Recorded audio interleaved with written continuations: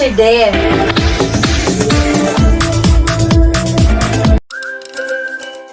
Karon mga bata, aduna na usab kitay laing leksyon. Aduna ako'y ipakita nga mga hulagway. Mao kini ang pipila sa mga gikinahanglan sa usa ka bata sama nimo. Gikinahanglan sa bata ang pagmahal sa iyang mga ginikanan. Gikinahanglan sa bata ang pagkaon aron mudako siya nga himsog. Gikinahanglan sa bata nga moeskwela aron adunay matun-an. Gikinahanglan sa bata ang matulog aron makapahulay ang lawas. Gikinahanglan sa bata ang magdula uban sa iyang mga higala. Mga bata, aduna usab kitay mga angay sundon sa eskwelahan ug sulod sa classroom. Mao kini ang mga panugon nga angay natong sundon.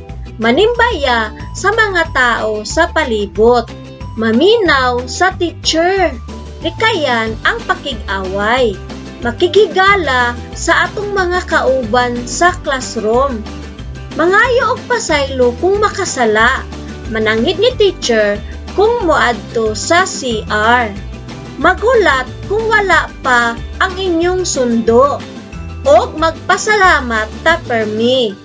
Karon na ako'y mga pangutana sa inyo ha. Kung sa atong buhaton, kung kita wala pagisundo sa atong mga ginikanan paghuman sa atong klase. Tama, maghulat ta sa atong sundo. Sunod, kung sa atong buhaton, kung kita makasala sa atong higala o classmate, mangayo ta o pasaylo.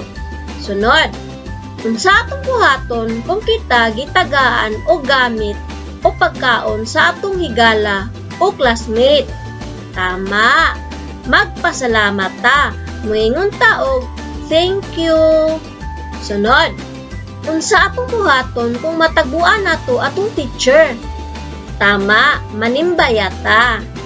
Kung sa atong buhaton, kung si teacher nagleksyon sa atubangan sa klase. Tama mga bata, maminaw ta ni teacher. Daghang salamat! Bye-bye!